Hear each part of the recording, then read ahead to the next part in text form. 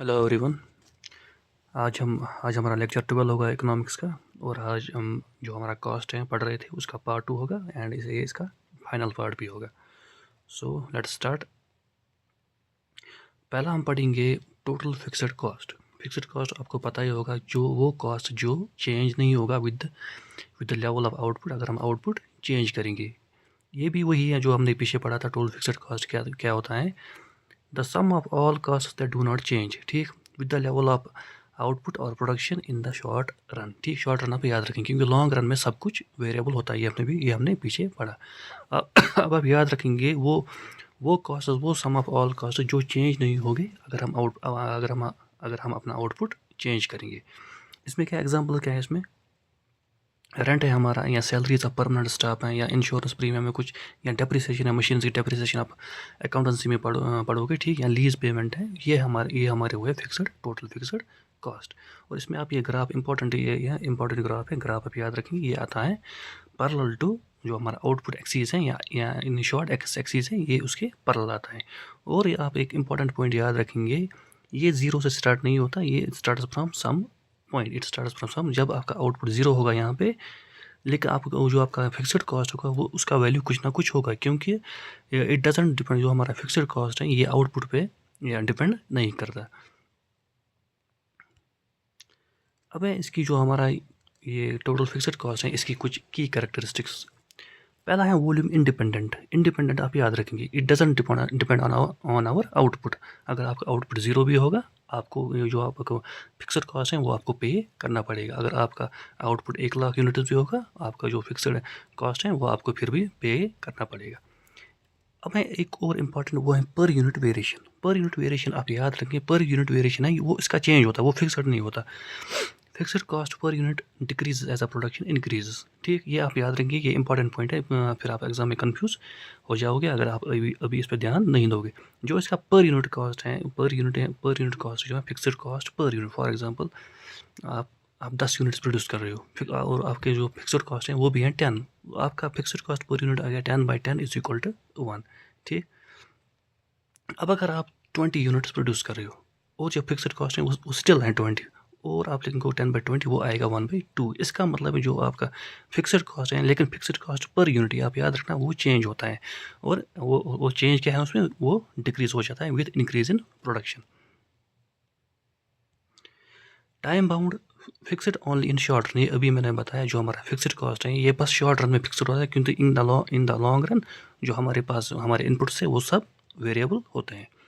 Unavoidable, ये आप avoid नहीं कर सकते। फॉर एग्जांपल, अगर आप प्रोडक्शन जीरो कर रहे हो, आपकी प्रोडक्शन जीरो है अभी, लेकिन जो आपको रेंट भरना है वो आपको देना ही देना होगा, इसीलिए इसको हम बोलेंगे अनअवॉइडेबल, या also called sunk cost. Sunk cost भी है क्योंकि जब आपने वो रेंट दिया, आप वो फिर रिकवर नहीं कर सकोगे। ठीक, और एक और नाम है इसका सप्लीमेंट्री कॉस्ट और इनडायरेक्ट कॉस्ट। ये भी आप याद रखें। इनडायरेक्ट कॉस्ट से मतलब क्या है, जो हमारा प्रोडक्शन है ये आप उससे रिलेट नहीं कर सकते।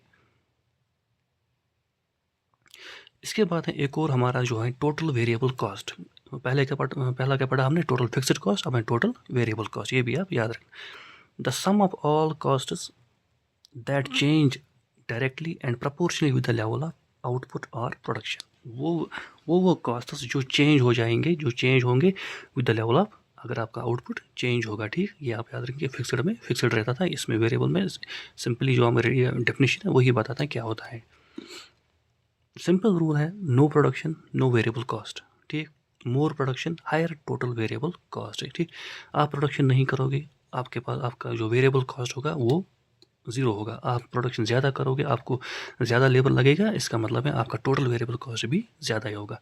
एग्जांपल क्या है, जो हमारा रॉ मटेरियल का कॉस्ट है, डायरेक्ट लेबर का कॉस्ट है, ठीक, पावर है, फ्यूल है फॉर मशीनरी, ये भी डायरेक्ट इनपुट में आता है। ठीक, ये हुआ हमारा वेरिएबल कॉस्ट। बिकॉज अगर आप अपनी प्रोडक्शन इंक्रीज एंड डिक्रीज करोगे, ये भी वेरी होगा, जो हमारा ये कॉस्ट है ये भी वेरी होगा। अब इसका ग्राफ क्या है, ये आप याद रखेंगे। इसका ग्राफ है, ये है उल्टा एस, आप याद रखेंगे, ये है उल्टा एस। ठीक, इस तरह से। ठीक, ये आप याद रखेंगे। लेकिन अब आप याद रखेंगे, ये जीरो से स्टार्ट होता है। क्योंकि ये it is variable, it depends on our production. अगर आपकी प्रोडक्शन जीरो होगी और आपका टोटल वेरिएबल कॉस्ट भी ज़ीरो होगा। टोटल फिक्स्ड कॉस्ट आपका ज़ीरो नहीं होता था जब आपकी प्रोडक्शन ज़ीरो होती थी। ये पॉइंट आप याद रखेंगे। ये मैंने लिखा है इस पे, जो ये ऐसे है इंक्रीजिंग करके फिर यहाँ से ज़्यादा है, ये क्यों है? Total variable cost increase first at decreasing rate, ठीक। फर्स्ट आप याद रखेंगे, first increases at decreasing rate, then आपको क्या लिखना है, जो आपका जो इसका सेकंड फेज है वो इंक्रीजेस विद इंक्रीजिंग रेट, और जो ये हमारा पॉइंट होगा ये होगा हमारा पॉइंट ऑफ इन्फ्लेक्शन। ये आप याद रखेंगे, मैंने पीछे बताया, जब भी आपकी करो इकोनॉमिक करो ये कन्वेक्स से कनकेव जाएगी या कनकेव से कन्वेक्स में तब्दील होगी, वो जो पॉइंट होगा वो होगा हमारा पॉइंट ऑफ इन्फ्लेक्शन। अब आप याद रखेंगे जो हमारा टोटल वेरिएबल कॉस्ट है up to inflation, up to point of inflection it is increasing at decreasing rate. फिर हमारे जो पॉइंट ऑफ इन्फ्लेक्शन उसके बाद क्या होता है, इंक्रीज विथ इंक्रीजिंग रेट। ये भी आप याद रखेंगे from exam point of view. अब इसकी की कैरेक्टरिस्टिक्स, ये है आउटपुट डिपेंडेंट। ये आप याद रखना, आउटपुट डिपेंडेंट क्या होता है, ये it depends on our production या हमारा आउटपुट, और ये स्टार्ट होता है फ्रॉम जीरो। जो हमारा टोटल फिक्स्ड कॉस्ट वो जीरो से स्टार्ट नहीं होता था। व्हेन आउटपुट इज जीरो, आपका जो टोटल वेरिएबल कॉस्ट होगा वो भी होगा zero. Linear and non linear, इसमें जो करो थी हमारी, जो उल्टा ऐसा जो इसकी करो थी, ये लीनियर भी है और ये और हमारा नॉन लीनियर, ये सो हमारा लीनियर, और जो ये स्ट्रेट जा रहा है ये हो हमारा लीनियर हिस्सा। Linear and non linear, in initial stages it में इंक्रीज एट डिक्रीजिंग रेट थी, देन प्रोपोर्शनली आया हमारा लीनियर में, and finally at an increasing rate due to inefficiency. ये आप याद रखेंगे, जब भी जो भी हमारी करो होगी उसमें कुछ तब्दीली आएगी, वो मेनली होता है ड्यू टू इनएफिशिएंसीज। अब है decision relevant, variable costs are crucial for short term management, managerial decision like pricing, special orders and profit planning. ये जो हमारा एवरेज वेरिएबल कॉस्ट है it is used in decision making. For example आप अपने product की pricing क्या रखोगे या कुछ और जो आपको प्रॉफिट प्लान करना होगा, वो आप किस हिसाब से रखते हो एवरेज वेरिएबल कॉस्ट से। अब है इसकी फार्मूला, ठीक। फार्मूला आप याद रखेंगे, total variable cost is equal total cost minus total fixed cost, या total variable cost is equal average variable cost into output. ये आप याद रखेंगे, ये हम आगे पढ़ेंगे, ठीक। अब है हमारा टोटल कॉस्ट। टोटल कॉस्ट जो हमने पीछे ये दो पढ़े, total fixed cost and total variable cost, ये इनका सम है। Total cost is equal to total variable cost plus total fixed cost, ये इन दोनों का सम है। ये इंपॉर्टेंट फार्मूला है, ये आप याद रखेंगे। इसी से आपको मिलेगी टोटल फिक्स्ड कॉस्ट की फार्मूला, और इसी से आपको मिलेगी टोटल वेरिएबल कॉस्ट की फार्मूला। ये आएगा TC माइनस TVC, और ये आएगा TC माइनस TFC। ये आप याद रखेंगे, ये इंपॉर्टेंट फार्मूला है। अब इसकी करो क्या है, ठीक। इसकी करो ये वाली करो, आप देख सकते हो, ये इसकी करो जो हमारा टोटल कॉस्ट है, ये इसकी करो ये है। और आप ये भी याद रखेंगे, ये भी ज़ीरो से स्टार्ट नहीं होती। ये कहाँ से स्टार्ट होती है, जहाँ से हमारा TFC स्टार्ट हुआ। क्योंकि अगर आपका TVC ज़ीरो होगा, जो आपका टोटल कॉस्ट है उसका जो वैल्यू होगा वो TFC होगा, क्योंकि TFC कभी ज़ीरो नहीं आता। ये हमारी जो अगर हमारी फर्म है ये उसमें होगा ही होगा, अगर आपकी प्रोडक्शन ज़ीरो भी होगी। अब आप याद रखेंगे, जो हमारे जो टोटल कॉस्ट की कर्व है वो है ये वाली कर्व है टोटल कॉस्ट की कर्व है। आप कंफ्यूज मत हो ना, ये है टोटल वेरिएबल कॉस्ट और ये है टोटल फिक्स्ड कॉस्ट। और आप एग्जाम पॉइंट ऑफ व्यू से ये भी याद रखेंगे, फॉर एग्जांपल अगर आपको क्वेश्चन ऐसे आएगा, ये कर्व कौन सी है, सॉरी ये करो कौन सी है, ये कौन सी है, ये कौन सी है, अगर आपको नाम देना होगा ये भी आप याद रखेंगे। जो सबसे ऊपर है वो है टोटल कॉस्ट, क्योंकि टोटल कॉस्ट भी जो है आप देख सकते हो यहाँ से टर्म, ये भी सबसे बड़ी होगी, फिर होगी टोटल वेरिएबल कॉस्ट, फिर होगी TFC, पता है, जो पैरेलल होगी हमारी आउटपुट एक्सिस को। अब है इसकी characteristics, TC start from TFC, ठीक। क्योंकि जब TVC होगा ज़ीरो, जब हमारा आउटपुट ज़ीरो होगा, TVC आएगा ज़ीरो, लेकिन TFC जो होगा हमारा होगा उसका कुछ ना कुछ वैल्यू होगा। इसलिए जो हमारा टोटल कॉस्ट है वो स्टार्ट कहाँ से होगा, हमारे TFC से। Total cost and total variable cost are parallel vertical gap, ठीक। ये आप करो देख सकते हो पीछे, जो टोटल कॉस्ट और टोटल वेरिएबल कॉस्ट ये आपस में पैरेलल है, और जो गैप है इसका वैल्यू क्या होगा, इसका वैल्यू होगा टोटल फिक्स्ड कॉस्ट। क्योंकि जब टोटल फिक्स्ड कॉस्ट इस टोटल वेरिएबल कॉस्ट को ऐड होगी, तभी जो हमारी कर्व है वो उसमें अपवर्ड मूवमेंट आएगी, ठीक। इसका मतलब जो गैप है इसका वैल्यू है हमारी TFC के बराबर। Slope of total cost is equal marginal cost. Marginal cost क्या है ये हम आगे पढ़ेंगे, फिलहाल आप याद रखेंगे जो इसका स्लोप है, हमारी जो टोटल कॉस्ट इसका स्लोप है उसका वैल्यू क्या है, marginal cost. At zero output total variable cost is equal to zero. क्यों? क्योंकि ये आउटपुट डिपेंडेंट है और जो हमारा TFC TC का वैल्यू है TC is equal to TVC plus TFC। Zero output पे जो हमारा टोटल वेरिएबल कॉस्ट होगा वो होगा जीरो। इसी हिसाब से जो हमारा TC होगा वो किसके बराबर आएगा? हमारे TFC के बराबर। Even if nothing is produce total cost is not zero due to fixed cost. जब कुछ भी आप प्रोड्यूस, आपकी फर्म कुछ भी प्रोड्यूस नहीं कर रही है, फिर भी जो आपका टोटल कॉस्ट है वो किसी चीज़ के बराबर है, और वो चीज़ क्या है? वो है हमारा फिक्स्ड कॉस्ट। ये आप याद रखेंगे। इसके बाद है एवरेज फिक्स्ड कॉस्ट। ये सिंपल है, जो हमने फिक्स्ड कॉस्ट पढ़ा उसको डिवाइड करना है बाय योर प्रोडक्शन। ठीक, ये सिंपल है। जो हमने टोटल फिक्स्ड कॉस्ट पढ़ा है उसको डिवाइड करना है बाय जो आपने प्रोडक्शन की, ये हुआ हमारा average fixed cost. Total fixed cost per unit of output obtained by dividing total fixed cost by quantity produce. या एक ये जो फार्मूला है ये भी आप याद रखेंगे, AFC is equal to TFC divide by Q। ये आप याद रखेंगे। और इसकी जो कर्व है, जो इंपॉर्टेंट कर्व है, इसकी कर्व क्या है? ये कर्व है इसकी, ये आप याद रखेंगे। जो हमारे एवरेज फिक्स्ड कॉस्ट है उसकी कर्व क्या है? ये। अब की कैरेक्टर्स क्या है इस कर्व की? Always decrease as output increases. ये है ऑलवेज डिक्रीजिंग। अगर आप आउटपुट इंक्रीज करोगे, जाहिर सी बात है जो हमारा ये एवरेज कॉस्ट कर्व है,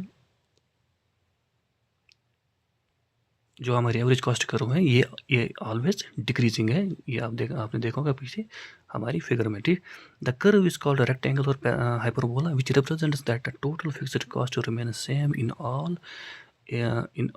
ऑल लेवल्स। ठीक, जो हमारा TFC है वो ये रेक्टेंगुलर हाइपरबोला। रेक्टेंगुलर हाइपरबोला क्या होता है? फॉर एग्जांपल आप यहाँ से ये दो पॉइंट्स आपने लिए। ठीक, आप देख सकते हो इन्होंने दो रेक्टेंगल बनाए, ये रेक्टेंगल और ये रेक्टेंगल। ये बोल रहा है कि जो ये रेक्टेंगल्स हैं या ये रेक्टेंगल, इनका एरिया होगा सेम। इसका मतलब क्या है? हमारा फिक्स्ड कॉस्ट है, जो हमारा फिक्स्ड कॉस्ट है वो है same. The curve is also called rectangular hyperbola. ठीक, आपको समझ आएगा रेक्टेंगुलर हाइपरबोला क्या होता है? विच represents the total fixed cost. जो रिप्रेजेंट क्या करता है? Total fixed cost. जो हर लेवल पे, हर प्रोडक्शन लेवल पे हमारी 10 यूनिट प्रोड्यूस करेंगे, वहाँ पे भी टोटल फिक्स्ड कॉस्ट सेम होगा। 100 प्रोड्यूस करेंगे, वहाँ पे भी TFC हमारा सेम होगा। ठीक, area under, in other words जो हमारा एरिया अंडर TFC करो एरिया अंडर हमारा जो एवरेज कॉस्ट करो है वो किसके बराबर है? टोटल फिक्स्ड करो। ठीक, और आप याद रखेंगे इट इज़ नेवर जीरो। ये कभी जीरो नहीं होता। Approach zero but never reaches it. ठीक, रिलेशनशिप क्या है? Average fixed cost is equal to average cost minus average variable cost. अब है एक और पॉइंट, डज जो हमारी कर्व थी ये एवरेज कॉस्ट की, ये इस तरह से आ रही थी आपकी कर्व। ठीक, does AFC curve touch the Y axis. क्या ये Y एक्सिस को टच करती है? आप देख सकते हो हमारी फार्मूला क्या है? AFC is equal to total fixed cost divide by Q। जब अगर ये हमारी कर्व Y को टच करेगी, इसका मतलब है हमारा जो Q है, Q आएगा हमारा जीरो, क्योंकि ये Y एक्सिस पे Q का वैल्यू क्या होता है? जीरो। जब आप ये TFC को Q डिवाइड करेंगे, ये आएगा मैथमेटिकली हमारा अनडिफाइंड आएगा। ठीक, इसका मतलब ये जो है हमारी कर्व यहाँ से इन्फिनाइट को अप्रोच होगी, but it will never touch Y axis. ये आप याद रखिए, ना ये X एक्सिस को टच करती है और ना ये करती है किसको टच? हमारी Y एक्सिस को। इज इन्फिनाइटली क्लोज है बट दे डोंट टच इधर axis. Therefore, AFC curve approaches Y axis asymptotically but never touches it। ये आप याद रखेंगे, ये अप्रोच करता है Y एक्सिस को but it never touches it. अब है हमारा एवरेज वेरिएबल कॉस्ट। ठीक, अब अभी तक हम पढ़ रहे थे एवरेज फिक्स्ड कॉस्ट, अब है average variable cost. Average variable cost क्या होता है? सिंपली जो हमारा टोटल वेरिएबल कॉस्ट था, अब उसको करना है डिवाइड बाई Q। ठीक, ये हुआ हमारा एवरेज वेरिएबल कॉस्ट। डेफिनेशन क्या था? Variable cost per unit of output. जो हमारा वेरिएबल कॉस्ट था, जो पीछे पड़ा अपना टोटल वेरिएबल कॉस्ट, उसको अब डिवाइड कर रहे हैं Q से, वो आएगा हमारा एवरेज वेरिएबल कॉस्ट। फॉर्मूला क्या है इसकी? Average variable cost is equal total variable cost divide by Q, या average variable cost is equal average cost minus average fixed cost. क्यों? जो हमारा एवरेज कॉस्ट आएगा वो आएगा average fixed cost plus average variable cost. ये हम next topic में देखेंगे। अब इसमें जो इम्पोर्टेंट है जो है वो है इसकी कर्व। इसकी कर्व आप देख सकते हो, ये है यू शेप्ड। ये आप याद रखिए, ये है यू शेप्ड। और जो ये पॉइंट है इसको हम बोलेंगे, ये मोस्ट एफिशिएंट पॉइंट है। कौन सा? ये जो इसका कर्व का मिनिमम पॉइंट है, ये है मोस्ट एफिशिएंट पॉइंट। ये आप याद रखेंगे। और क्या है? ये है यू शेप्ड। अब की कैरेक्टरिस्टिक्स क्या है जो हमारी कर्व थी? बिहेवियर यू शेप्ड, ठीक। फर्स्ट डिक्रीजेस, रीच मिनिमम क्या है? जो हमारा मोस्ट एफिशिएंट पॉइंट है। Then increases. ये हमारी कर्व, ये हमारा मिनिमम पॉइंट, ये है most efficient point. Since U shape due to law of variable proportion, ये जो हमारा हमने पीछे लॉ ऑफ वेरिएबल प्रोपोर्शंस पढ़ा, ये उसी की वजह से आता है यू शेप्ड। जो हमारा स्टार्टिंग पॉइंट है इसका, वो है टेक्निकली अनडिफाइंड। क्यों? क्योंकि ये जो हमारा q is equal to 0, total variable cost is equal to 0, division by 0 is undefined. Relationship क्या है? MC जो हमारी मार्जिनल कॉस्ट है, MC curve cuts average cost curve at minimum. पर ये हम आगे देखेंगे जो हमारी मार्जिनल कॉस्ट की करो होगी वो ऐसे टच करेगी। जो हमारे ये हमारी मार्जिनल कॉस्ट की करो है, और ये हमारी एवरेज कॉस्ट की करो है। जो हमारी मार्जिनल कॉस्ट की करो है वो कहाँ पे टच करती है? जो हमारी एवरेज कॉस्ट करो का मिनिमम है वहाँ पे टच करता है। ये हम आगे भी देखेंगे। अब इसके बाद shut down decision. Firm shuts down if price is less than average cost, average variable cost. अगर आप जो आपने प्राइस रखी है किसी गुड की, अगर वो एवरेज वेरिएबल कॉस्ट से कम होगा तो आपकी फर्म शट होती है, आपको फर्म बंद करनी पड़ती है, आप लॉस में जाते हो। Average variable cost lies below average cost, ये हम आगे देखेंगे। क्यों ये एवरेज कॉस्ट है, ये बड़ा है, ठीक। क्यों? Average variable cost plus average fixed cost, तभी जो हमारी एवरेज वेरिएबल कॉस्ट होगी वो इस एवरेज कॉस्ट कर्व से नीचे होगी। अब है इसके बाद एवरेज कॉस्ट। अब आपने पढ़ा average fixed cost, average variable cost भी पढ़ा। अब है एवरेज कॉस्ट।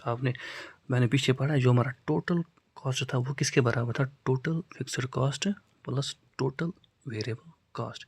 इसको डिवाइड क्यों किया? आया हमारा एवरेज वेरिएबल कॉस्ट। इस पर डिवाइड क्यों किया? आया हमारा एवरेज फिक्स्ड कॉस्ट। अब अगर हम इस पर क्यों करेंगे डिवाइड, वो आएगा हमारा एवरेज टोटल एवरेज कॉस्ट या सिंपली एवरेज कॉस्ट। ये आप याद रखेंगे। Also known as unit cost, इसका एक और नाम है, वो है यूनिट कॉस्ट। यूनिट कॉस्ट का मतलब क्या है? एक यूनिट का कॉस्ट कितना है? Is the total cost of production divided by the total quantity. जो टोटल हमारा था, टोटल कॉस्ट, उसको डिवाइड करना है। जो हमारी टोटल प्रोडक्शन है हमारी Q, उसी से आएगा हमारे पास average cost. It answers the question how much does it cost on average to produce 1 unit आप जो आप प्रोड्यूस कर रही हो। ये आपको बताता है, फॉर एग्जांपल अगर आप 10 यूनिट्स प्रोड्यूस कर रही हो, ये आपको बताता है एक यूनिट की प्राइस ऑन एवरेज, एक यूनिट की प्राइस कितनी है। लेकिन ये एवरेज प्राइस है, आप याद रखना। ये क्या बोलते हैं उसको, ये एब्सोल्यूट प्राइस नहीं है, ये एवरेज प्राइस। अब इसके बाद एवरेज कॉस्ट करो। एवरेज कॉस्ट करो जो है हमारे, हमने देखा होगा आपने, जो हमारी ये एवरेज फिक्स्ड कॉस्ट करो थी वो क्या थी? Rectangular hyperbola. Average variable cost की करो क्या थी? वो थी यू शेप्ड। अब है ये हमारा जो है एवरेज कॉस्ट करो, ये भी है यू शेप्ड। क्या है ये जो करो हमें दिखाता है इकोनॉमिक्स ऑफ स्केल, पीछे पढ़ा है, ये है economics of scale. Diseconomics of scale. The productively efficient is the minimum point of the करो। ये जो प्रोडक्टिवली एफिशिएंट होगा जो है मिनिमम पॉइंट को करो का जो आएगा यहाँ पे। और जो हमारी मार्जिनल कॉस्ट करो है वो भी यहाँ से पास होती है, ये हम आगे देखेंगे। डाउनवर्ड स्लोपिंग, आपने देखा होगा पीछे, ये है हमारी average cost curve. Downward sloping क्या है? ये है यहाँ से downward sloping. As output increases spreading of fixed cost falling AFC and initial efficiencies push AC down. This is economics. ये जो हमारा ये पॉइंट है आप सिंपल में याद रखेंगे, ये हमारा इकोनॉमिक्स ऑफ स्केल। क्यों? क्योंकि हमारा जो एवरेज कॉस्ट है वो इससे डाउन होता है। क्या? Due to increase in efficiency या कुछ अलग फैक्टर्स भी होंगे जिनसे ये हमारा एवरेज कॉस्ट डिक्रीज होता है। और जो यहाँ पे दूसरा है, ये हमारा मिनिमम पॉइंट, ये हमारा, आप समझ लो, ये है हमारा इक्विलिब्रियम। क्या है हमारा इक्विलिब्रियम? जो हमारा प्रोड्यूसर होगा वो ना यहाँ जाना चाहेगा, ना यहाँ इस साइड से जाना चाहेगा। अब हमारा इसका थर्ड जो है फेज वो है upward sloping. After a point rising average variable cost due to managerial inefficiencies, over crowding या कुछ और extra, the following AFC causing AC to rise. ठीक।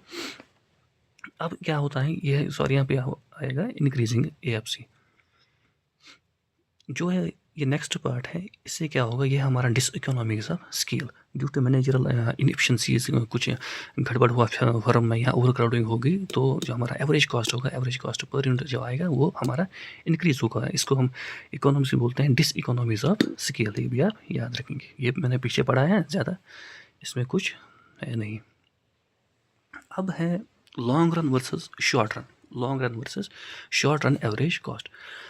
इसमें लिखा है long run average cost curve is an envelope, ठीक, curve of the short run average cost curves increasing constant and decreasing return to scale are exhibited at point A B and C. ये इसमें आप देख सकते हो, ये हमारी short run average cost curve, यह एक और short run average cost curve, एक और शॉर्ट एवरेज कॉस्ट कर्व। अब दूसरे पॉइंट पर आप ध्यान देंगे, each point on the long run average cost represents the lowest possible unit for producing that quantity when the firm can freely choose its optimal plant size.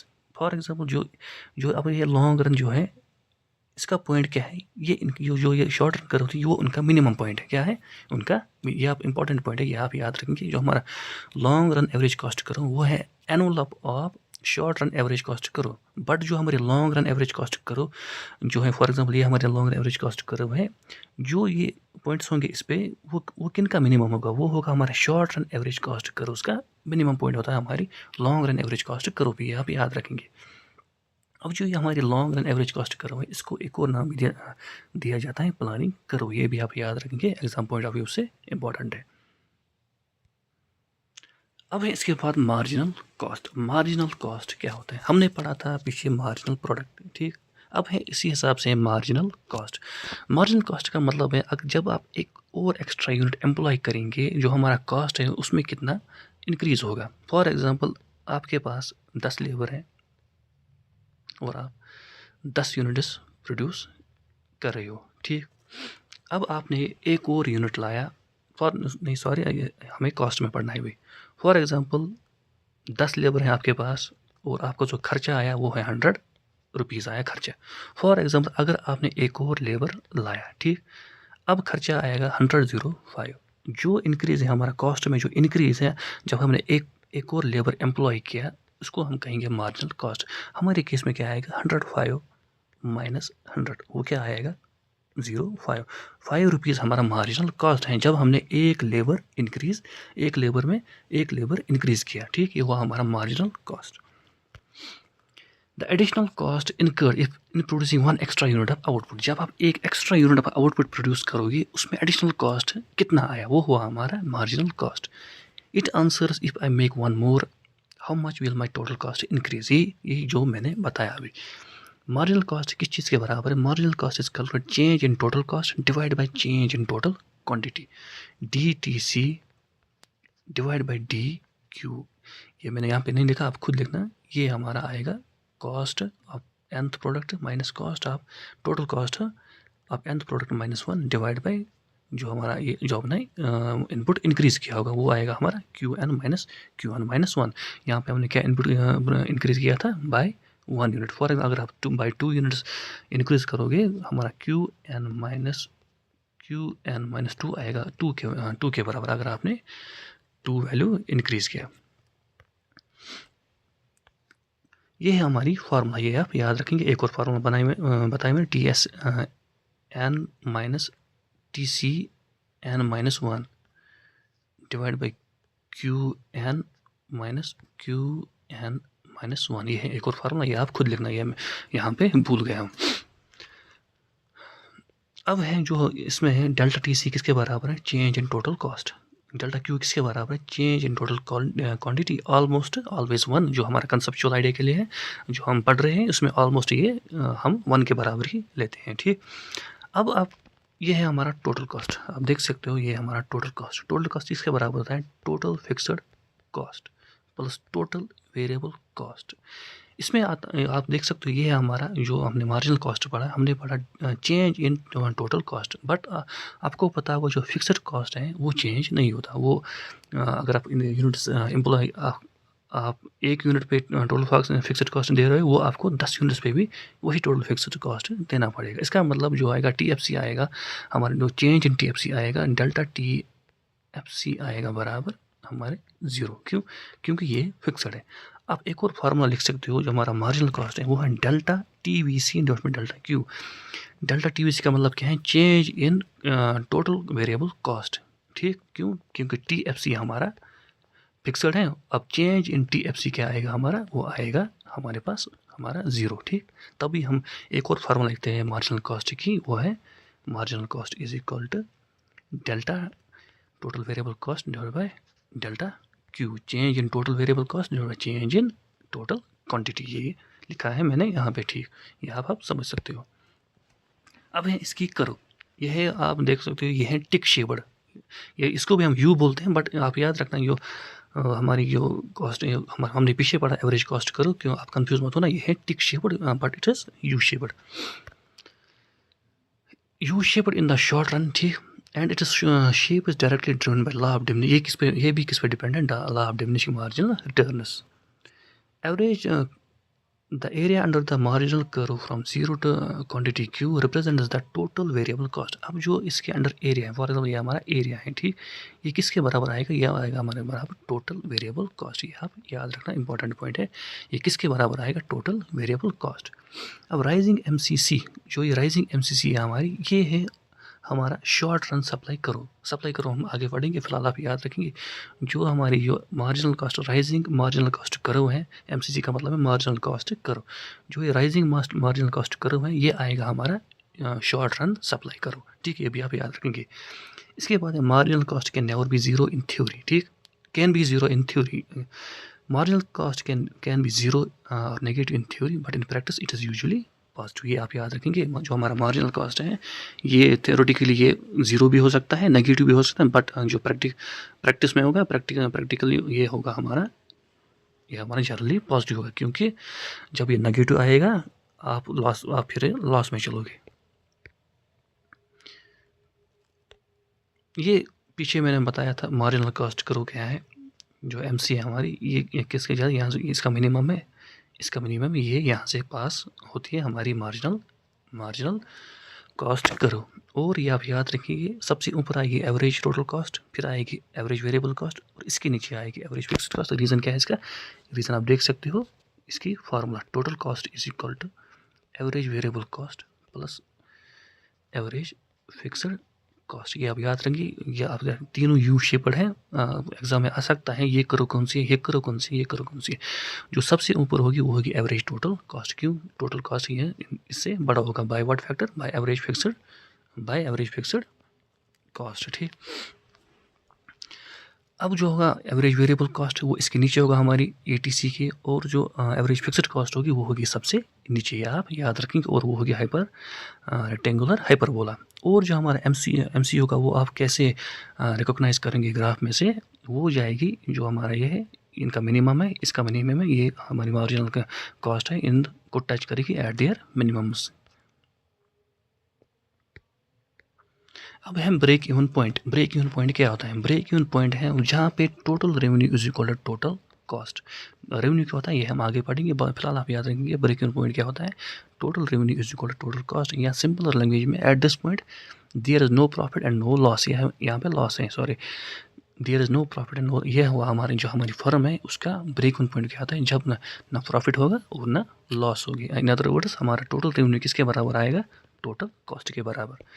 अब ये हुआ हमारा कॉस्ट कंप्लीट।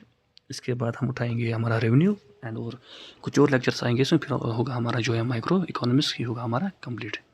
चलो, थैंक यू।